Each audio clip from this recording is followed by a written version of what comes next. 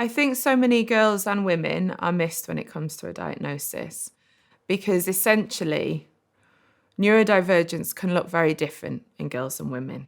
It can look different in males, but statistically and quantifiably, we know it does get missed a lot more in girls and women.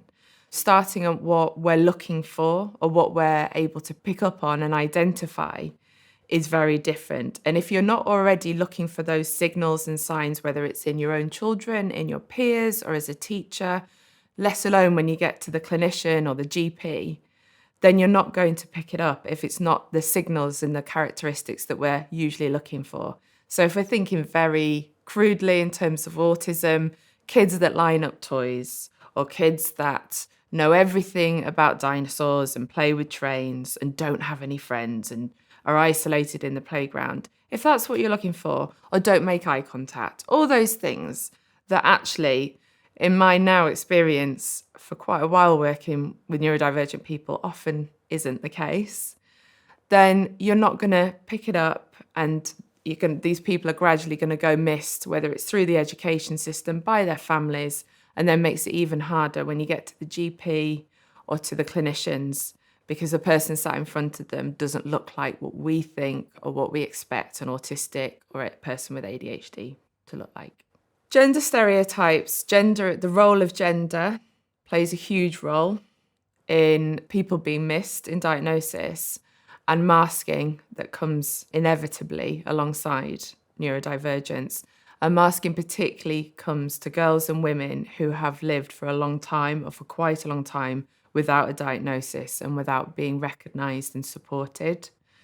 So first of all, gender. When we think about gender, we're not thinking about sex, we're not thinking about biological sex, we're thinking about the role of the male and female as we think about it in society and what we expect from a male and female. So if you think about it from that stance, we're already placing a lot of norms on people. Now that I'm saying that's separate to biological sex because they are two different things. But girls who are seen as girls and women are expected to behave a certain way. The difference I often see in girls and women compared to males when it comes to neurodivergence is the internalizing that I see a lot in girls and women and the externalizing that I see in males. That's a very basic distinction, but it's something I think that helps when we're thinking about the difference. And I think is one of the main reasons I think a lot of girls go missed. So boys and men may act out. When I say that, when they act out externally, they may show aggressive behaviours. They may show characteristics like how they play with their toys as boys or how they interact with people in the workplace. And it's things that we can physically see, so therefore we know that something is happening. Girls and women tend to keep it inside. So everything that a neurodivergent person experiences, they are experiencing, but it's all going on in here. So it will go missed for a long time. But that process of internalizing it can have quite a harmful, quite an impact on their life and day-to-day well-being. When I've done assessments on girls with parents, you ask them the same questions that you ask whether you're asking the parent of a boy, but their answers will always be shaped by what they're expecting to see from a girl or boy, so how they play. So if they see that their daughter's been playing with Barbies, they don't take much notice because they think, okay, it's good, she's playing with Barbies, tick. But they're not actually thinking about how she's playing with them, how long she's playing with them, how repetitive it could be, how, kind of the quality of that play and whether she's doing anything else. That's just a very sort of surface way of looking at it. When you think about the role of masking, which I see pretty much in every girl or woman that I've diagnosed or worked with, the thing with masking is it's a way of fitting in with the world around us and appearing less different. And quite a lot of girls and women I've worked with, particularly neurodivergent women actually and females, they want more than anything to fit in and to be part of something and to not be judged, not to stand out.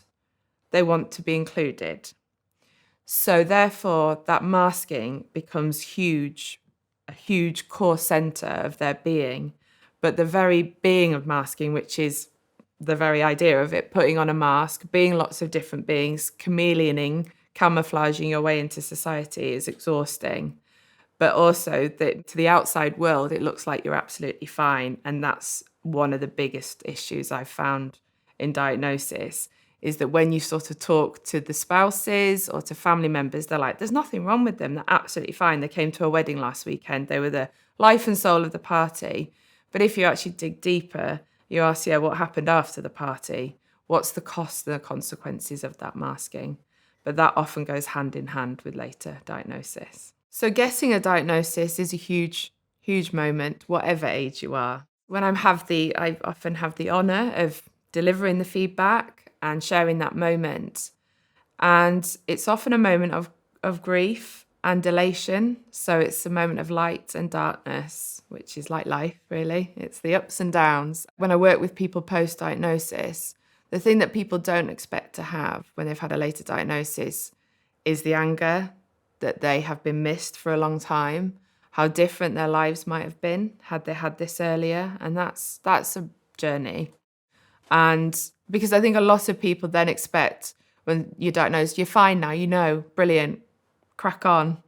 And that's just not how it works, because there is maybe anger at people around you that didn't notice it and didn't help get you there quicker. And for the things that could have been, had you known this about yourself. But once that processing has started to take place, and you should do that with someone you feel safe with, whether it's someone that does psychoeducation, like a clinician, or an ally or a friend, you then start to have the beautiful moment of then getting to understand yourself and accepting yourself and finding out what makes you tick, and that it's okay to be completely in love with K-pop and tell everybody and nobody will judge you. And that's who you are. And to wear what you want and dye your hair the way you want and to start owning it. And seeing that transition for people is amazing. And it's everyone's right to have that. So in summary, whether you are male, female, or non-binary, when you get to that moment, when you realize you're autistic and you have that moment wherever it is in your journey, just know that there will be moments, there'll be highs and lows, grief and elation, and that's okay. That is completely acceptable, and that's your space. The most important thing is to find the right people to go on that next journey with you, whether it's a clinician you trust, an ally, a friend, a family member. Find the person that's going to stick with you and understand it. And finally, enjoy and embrace your moment of self-acceptance. Start being the person that you want to be, and nobody will judge you for it.